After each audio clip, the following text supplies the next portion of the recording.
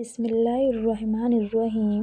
اے بدبخت و بدکار عالیہ لیشین، کاش یہ میں نے تیرا پہلا قصور معاف کرنے کا وعدہ نہ کیا ہوتا۔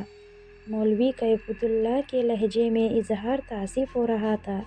یاسف سے اس نے جو کچھ سنا تھا، ظاہر ہے اسے سن کر تلملا کر رہ گیا ہوگا۔ تو نے میری بچی، وہ بھی پھول سی بچی پر نیت خراب کی۔ کیا تجھے نہیں معلوم کہ زنا کی سزا کیا ہے؟ مولانا، میں سخت شرمندہ ہوں، خدا کے لیے مجھے معاف کر دیجیے۔ میں نے مصلحت کے تحت عاجزی سے کام لیا کہ وہ کسی بہانے اپنے وعدے سے نہ پھر جائیں۔ اس کا غصہ صرف مجھ پر تھا، میں ہی اس کا ہدف بنا ہوا تھا۔ یہ سوچ کر میں نے یاسف کو بھی نہیں بخشا اور بولا، مولانا، میرا ساتھی بھی اتنا ہی قصوروار ہے جتنا کہ میں ہوں۔ اس نے خود کو آپ کی نظروں میں نیک ظاہر کرنے کے لیے یہ دروغ گوئی سے کام لے رہا ہے۔ میں جب یہاں پر آیا تو یہ پہلے سے یہاں موجود تھا۔ اس سے آپ قسم لے کر پوچھ لیجیے، تم دونوں ہی مجھے لعنتی لگتے ہو۔ یاد رکھو کہ اب اگر تم دونوں میں سے کسی نے ادھر کا رخ کیا تو میں تمہیں زندہ نہیں چھوڑوں گا۔ مولوی نے سخت غصے کے عالم میں کہا، جاؤ بدبختوں، میں اپنے وعدے کے مطابق تمہیں آزاد کرتا ہوں کہ وعدہ خلافی اللہ پاک کو پسند نہیں۔ یہ کہتے ہی مولوی نے کچھ پڑھ کر اپنے دائیں ہاتھ کو الٹی گردش دی۔ اسی کے ساتھ وہ سرخ حصار غائب ہو گیا جس میں اس نے مجھے اور یاسف کو کر رکھا تھا۔ اب وہاں پر مزید ایک لمحے بھی رکنا ہمارے لیے خطرناک تھا کہ کیا خبر مولوی کا ارادہ کب بدل جاتا۔ میں اور یاسف مولوی کی حویلی سے اس طرح بھاگے جیسے موت کا فرشتہ ہمارے تعاقب میں ہو۔ اس کے بعد جہانگیر کے مقبرے میں پہنچ کر ہی ہم نے دم لیا۔ وہاں سے بچ کر نکل آنے کے باوجود مجھ پر ابھی تک خوف حاوی تھا کہ یہ آدمی بھی کتنی خطرناک شے ہے۔ میرے خیال میں یہ اچھا نہیں ہوا تھا کہ مولوی کو میرے ارادے کا پتہ چل گیا تھا۔ مجھے نقصان پہنچانے یا اپنا غلام بنانے کے لیے وہ کوئی عمل کر سکتا تھا۔ پھر چند روز خیریت سے گزر گئے تو میرا سارا خوف ختم ہو گیا۔ کچھ دنوں یاسف اور میں ایک دوسرے سے کھینچے رہے، مگر پھر ایک ہو گئے۔ عموماً ہمارا موضوع گفتگو نرگس ہی ہوتی تھی۔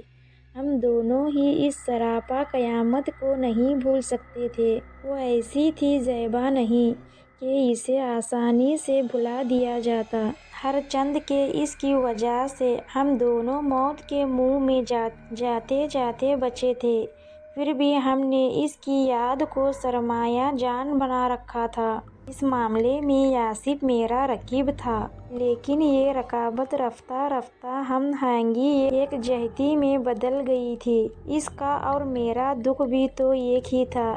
مولوی کیفیت اللہ سے انتقام لینے کا خیال بھی بار بار آتا تھا، اس لیے بھی کہ اس سے پہلے میں کبھی کسی آدم زاد کے ہاتھوں میری اتنی بری تذلیل نہیں ہوئی تھی۔ ایک روز اپنے اس خیال کا اظہار میں نے یاسف سے بھی کر دیا۔ اے عالیہ لیشین، کیا تجھے اپنی زندگی عزیز نہیں جو تو ایسی باتیں سوچتا ہے؟ یاسف خوفزدہ آواز میں بولا، کیا تو بھول گیا کہ وہ کتنا خطرناک آدمی ہے؟ ہاں معلوم ہے مجھے، میں نے ٹھنڈی سانس بھرا۔ اگر معلوم ہے تو پھر انتقام کو بھول جا، یاسف نے کہا۔ وہ سب باتیں بھول جانا اگر میرے لیے ممکن ہوتا تو میں تجھ سے اس کا ذکر چھیڑتا ہی کیوں؟ اور ویسے بھی ہم کچھ نہیں کر سکتے تو کم سے کم اسے مالی نقصان تو ضرور پہنچا سکتے ہیں۔ میں کچھ سوچتے ہوئے بولا، وہ کیسے؟ یاسف نے پوچھا۔ اس کی دکان میں آگ لگا کر، میں نے پہلے سے سوچا ہوا جواب دیا۔ اسے کیسے پتہ چلے گا کہ آگ کس نے لگائی؟ اور اگر اسے کسی بھی طرح معلوم ہو گیا تو یاسف اب بھی ڈرا ہوا تھا۔ اول تو اسے کچھ خبر ہی نہیں ہوگی، فرض کرو اسے خبر ہو بھی گئی تو ہم کچھ عرصے کے لیے یہ شہر چھوڑ کر کہیں اور چلے جائیں گے، پھر وہ ہمارا کچھ نہیں بگاڑ سکے گا، ہم اس کے سامنے ہی نہیں آئیں اور نہ ادھر جائیں گے۔ میں یاسف کو ہموار کرنے کی خاطر کہنے لگا، پھر موقع دیکھ کر ہم نرگس کا وار بھی کر سکتے ہیں، مولوی تو دکان کے چکر میں پھنسا ہوگا، میں تو ہرگز اب مولوی کے حویلی میں نہیں جاؤں گا۔ یاسف نے صاف انکار کر دیا، پھر یہ اس کی دکان جلانے سے ہمیں کیا فائدہ؟ فائدہ تو ہے، اس کے دکان کو آگ لگا کر ہمارے جذبہ انتقام کو سکون مل جائے گا، اور میں نے بہت دن سے اس ظالم کو بھی نہیں دیکھا، کیا کہتا ہے چلے آج ہی؟ قطع نہیں، تو شاید بھول گیا کہ مولوی نے کیا کہا تھا۔ یاسف نے کہا، مجھے سب یاد ہے، اسی وجہ سے میں نے اس کی ایک تدبیر سوچ لی ہے، ہم ایسے وقت حویلی کے لیے چلیں گے جب مولوی نہ ہو۔ یہ کہتے ہوئے مجھے ایک اور خیال آیا، سن وہ حفاظتی نادیدہ حصار تو مولوی رات کے کھینچتا ہوگا جب نرگس سو جاتی ہوگی، سونے سے پہلے تو نرگس کے گرد حصار کھینچنا نہیں رہتا ہوگا، تو پھر آخر تو کیا کہنا چاہتا ہے؟ یاسف نے معلوم کیا، دیکھ اے یاسف، ہم اگر ذرا سی ہمت سے کام لیں گے تو نرگس کو اٹھا کر لا سکتے ہیں۔ میں نے پرجوش آواز میں کہا،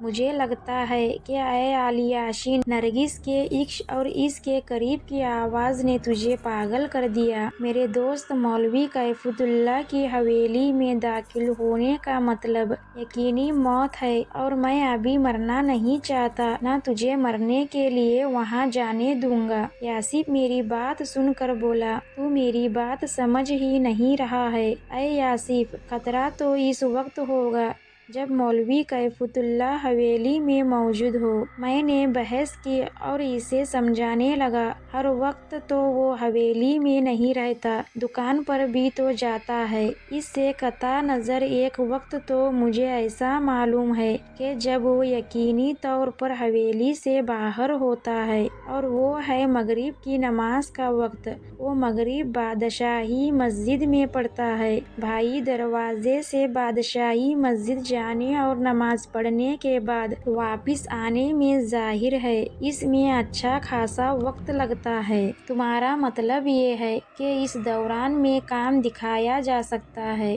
یاسف کا لہجہ اب امید افراز تھا۔ ہاں اور کیا، بالکل، میں جلدی سے بول اٹھا۔ یاسف کی سمجھ میں آخرکار میری بات آ ہی گئی اور پھر وہ میرے ساتھ چلنے پر آمادہ ہو گیا، مگر اس کے باوجود وہ کہنے لگا، میں تیرے ساتھ حویلی کے اندر نہیں جاؤں گا، میں باہر ہی رہوں گا، حویلی میں تو اکیلا ہی جائے گا، میں اس شرط پر تیرے ساتھ چل سکتا ہوں، پھر یہ کہ باہر رہ کر میں تجھے کسی ممکنہ خطرے سے بھی آگاہ کر سکتا ہوں۔ اچھا تو میرے ساتھ چل تو صحیح۔ میں خوش ہو گیا۔ مغرب کا وقت ہونے ہی والا تھا کہ تبھی میں اور یاسف دروازے کے پاس پہنچ گئے۔ دور ہی سے میں نے مولوی کیفیت اللہ کو دیکھ لیا تھا، وہ حویلی سے باہر نکل رہا تھا۔ ظاہر ہے کہ وہ اس وقت اپنے معمول کے مطابق بادشاہی مسجد ہی جا سکتا تھا۔ میدان صاف ہوتے ہی ہم دونوں تیزی سے حویلی کی طرف بڑھے، پھر یاسف تو باہر ہی رک گیا اور میں اندر داخل ہو گیا۔ نرگس آج بھی حویلی کی چھت پر تھی، پڑوس کے مکان کی چھت حویلی کی چھت سے ملی ہوئی تھی۔ اس طرف جو دیوار تھی وہ زیادہ اونچی نہیں تھی۔ نرگس اسی دیوار کے قریب کھڑی ہوئی اپنی ہی عمر کی ایک لڑکی سے بات کر رہی تھی۔ وہ لڑکی بس واجبی شکل و صورت کی تھی۔ اقبال بھائی نے کہلوایا ہے کہ انہیں جلدی ہی نوکری ملنے والی ہے، لڑکی نرگس سے کہہ رہی تھی۔ انہوں نے میرے ذریعے تم سے معلوم کرایا ہے है کہ اگر تمہاری مرضی ہو تو وہ امی کو رشتہ لے کر تمہارے گھر بھیج دیں۔ اس سلسلے میں انہوں نے تمہارا جواب منگوایا ہے۔ لڑکی کی بات سن کر نرگس کے چہرے پر حیا کی سرخی پھیل گئی۔ اس لمحے مجھ پر ایک قیامت گزر گئی۔ میں نے سوچا کہ میری محبت کسی اور کی ہونے والی ہے۔ میں تو اب تک نرگس کے معاملے میں آصف ہی کو اپنا رقیب سمجھتا آیا تھا۔ یہ معلوم نہیں تھا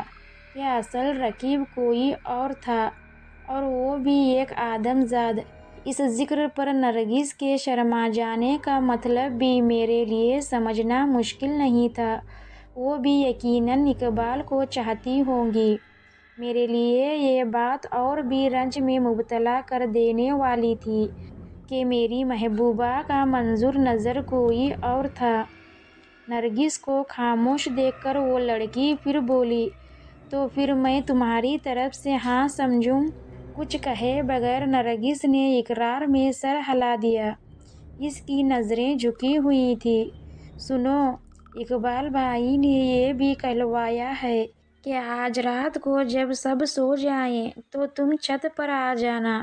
تم سے کچھ بات کرنا چاہتے ہیں۔ لڑکی نے مزید کہا، مگر کسی نے دیکھ لیا تو غضب ہو جائے گا۔ نرگس اس کی بات پر کچھ گھبرا سی گئی۔ ان سے کہنا کہ ایک دن اور صبر کر لیں۔ کل امی اور ابو ایک عزیز کے شادی میں جائیں گے۔ میں طبیعت خراب ہونے کا بہانہ کر کے رک جاؤں گی، لیکن وہ تمہیں اکیلا چھوڑ کر کیسے جا سکتے ہیں؟ لڑکی حیرت سے بولی۔